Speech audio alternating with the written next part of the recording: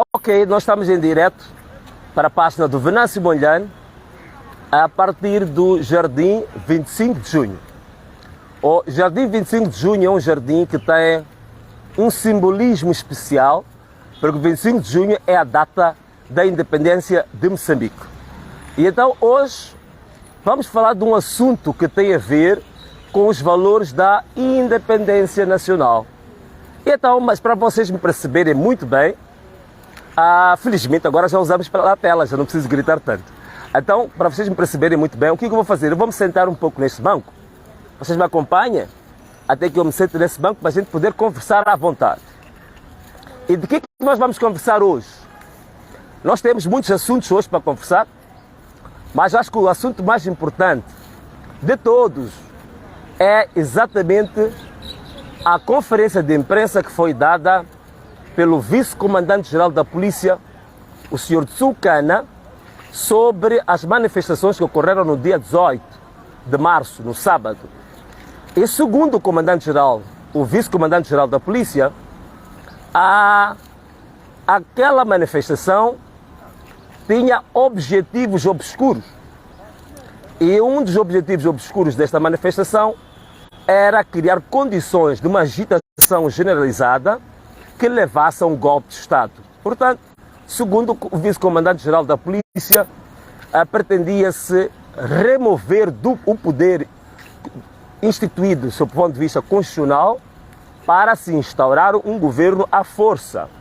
Portanto, e foi listando nomes que estavam na dianteira ou na liderança da tentativa de golpe de Estado. E o primeiro nome que foi citado foi o meu, Venâncio Mondlane, foi citado o nome da Quitéria Guiringane, foi citado a Fátima Mimbiri, foi citado também o Augusto Pelembe, o João Massango, foi citado o Manuel de Araújo, foi citado o Albano Carige. Portanto, estes foram os nomes visados, dando a entender de que nós tínhamos um plano de criar um golpe de Estado em Moçambique. Então, são afirmações extremamente graves, muito ousadas. Felizmente, antes de nós falarmos sobre isto, vários colunistas, intelectuais, jornalistas já estão a falar sobre isso. E eu nunca vi um tema que levasse a tanto consenso nacional, mesmo nas pessoas que habitualmente nós discordamos de vários aspectos na abordagem sobre as questões nacionais. Desta vez foram unânimes. O antigo bastonário da Ordem dos Advogados chegou a dizer que tratava-se de uma comunicação que era indigna de um órgão como o Comando-Geral da Polícia. O Tomás Vieira Mário, por exemplo, chegou a dizer que aquela foi uma comunicação extremamente infeliz. E temos vários, o professor Macamo, Elísio Macamo, por exemplo, colocou várias questões e realmente não dignifica o país a forma como o Comando-Geral da Polícia comunicou em relação a este assunto.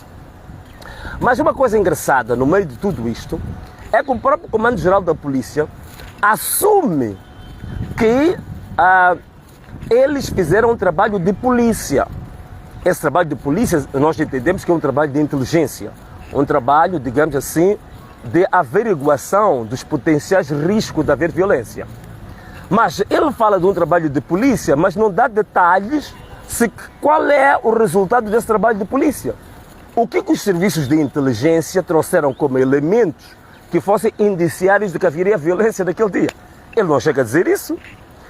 E depois faz afirmações muito graves, como que os manifestantes agrediram, que entraram em confrontação física com a polícia. Não há quais são as evidências que ele tem de que houve confrontação física com a polícia. Não existem nenhumas evidências. Segundo, chegou a dizer que os manifestantes utilizaram objetos contundentes, arremessaram objetos contundentes. Quais são as evidências que ele tem de um manifestante que pegou num objeto contundente contra uma montra, contra um carro, contra um polícia? Não existem evidências. Chegou ainda a dizer que houve tentativas de se apoderar das armas que tinham os polícias. Quais são essas evidências?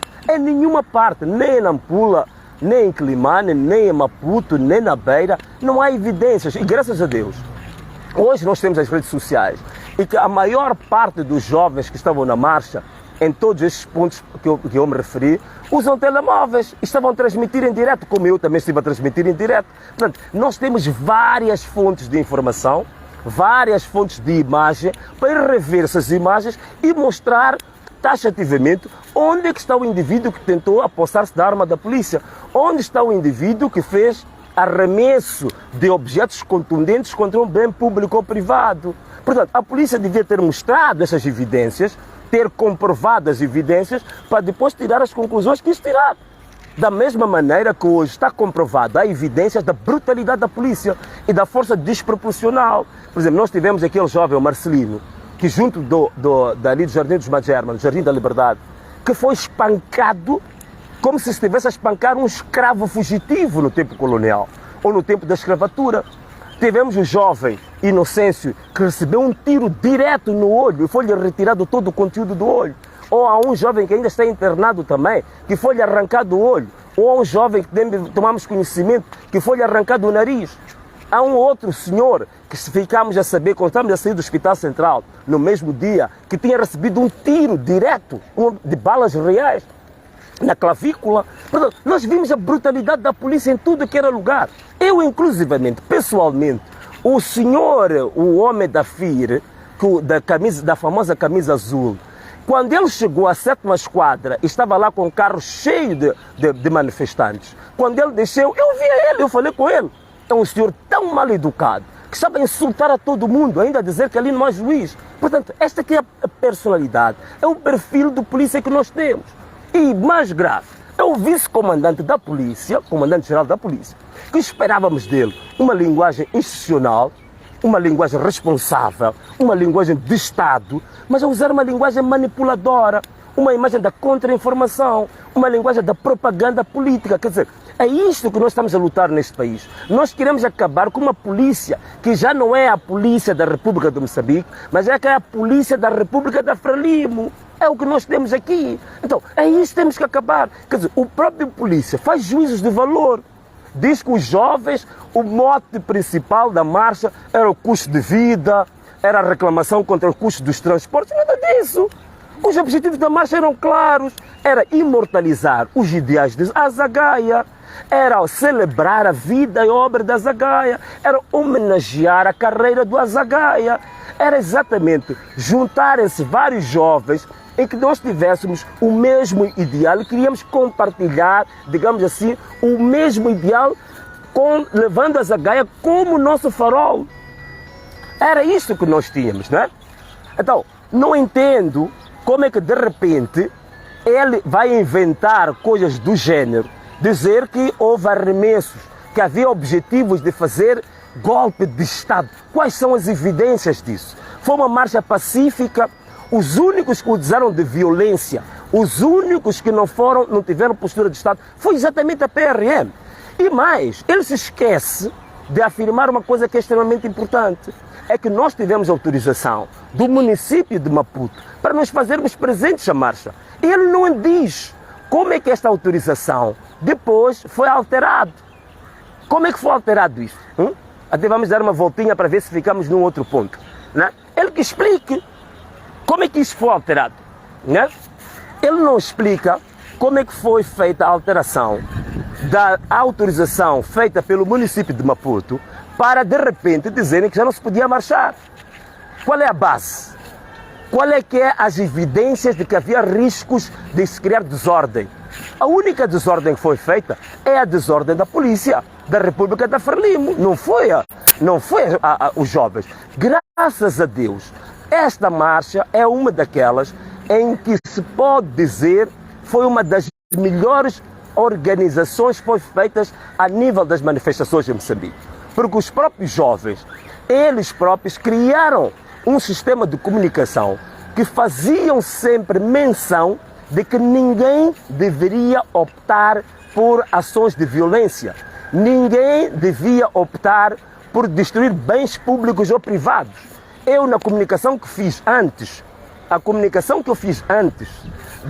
um dia antes da marcha, fiz questão na minha própria página, onde vocês estão a vir aí, de dizer claramente que ninguém devia usar violência. Ninguém devia destruir bens públicos e privados. Esse foi um apelo que nós fizemos. Então, não entendemos o que está a acontecer com a nossa polícia. Está tão despreparada a esse nível. Quer dizer, a nossa polícia diz que o serviço de polícia, o serviço de inteligência, o serviço de pesquisa policial trouxe aquele tipo de dados. Isso aí acaba nos dizendo que então estamos num período extremamente triste, se assim foi, não é? Se nós temos jovens indefesos, como é que se cria um golpe de Estado quando as pessoas não têm armas? Como é que se cria um golpe de Estado quando as pessoas não têm elementos, de violência, não têm objetos contundentes, as pessoas não têm absolutamente nenhuma arma, nem convencional, nem branca? Como é que se cria um golpe de Estado quando os próprios jovens estavam interessados em seguir a rota? Os jovens estavam preocupados, por exemplo, em seguir a rota que era da Eduardo Mondlane até a Praça da Independência. Os jovens não foram para qualquer outra rua, não foram à rua da presidência, não foram à rua das instituições públicas. Foram exatamente para cumprir a rota, que era a recomendação dada pelo município de Maputo, que devia se respeitar a rota. Então, que golpe de Estado é esse, em que estes querem dar golpe de Estado, pura e simplesmente, eles querem manter-se fiéis à rota que já tinham acordado, não é? Como é que é possível? Então, qual é esse golpe de Estado? E depois mais, como é que o comandante-geral da polícia, o vice-comandante-geral da polícia, diz que os jovens estavam a reclamar das condições de vida, ignorando o contexto exógeno, isto é, o contexto internacional. Quer dizer, ele já está a fazer juízos de valor. O próprio vice-comandante-geral está a fazer juízos de valor, quer dizer, ele próprio já está feito em economista. Ele já está feito em economista, é especialista em economia. E já entrou nas cabeças dos jovens para entender quais são as razões da marcha. E não só as razões da marcha, como já está a tirar conclusões de quais são os problemas do custo de vida. Isto é papel da polícia.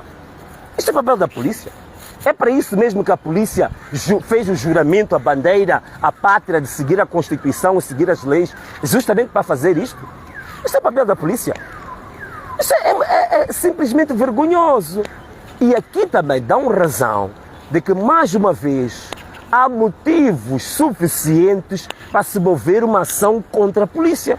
Uma ação nacional e internacional. Há motivos suficientes para se mover uma ação contra o Estado. O CIP já deu o seu exemplo, mas também nós temos que, de forma organizada, a sociedade moçambicana, nos organizarmos para movermos uma ação contra este Estado. Porque o Estado agiu como um Estado terrorista. Usou a polícia para fins propagandísticos, para fins políticos, partidários, para fins obscuros à liberdade. Portanto, essa é que é a questão que nós temos que colocar. E para terminar, só dizer uma coisa, nós não vamos desistir. Façam as ameaças que quiserem fazer, fazem as invenções que quiserem fazer, vão buscar fatos inventar informações tão tristemente elaboradas como estas. É vergonhoso. E víamos o vice-comandante da polícia, ele todo desconfortável, estava a fazer leitura de uma comunicação, ele próprio não tinha alma. Alguém está a fazer leitura do documento, mas que não se identifica com o documento. Estava embaraçado. Quer dizer, não tinha convicção no que está a dizer. E esse é que é o problema. E é esta luta dos jovens hoje. Esta é aquela luta do Azaghai. Nós temos que acabar com a história de usar o Estado para fins partidários, para fins, digamos assim, de grupos, de interesses de grupos, de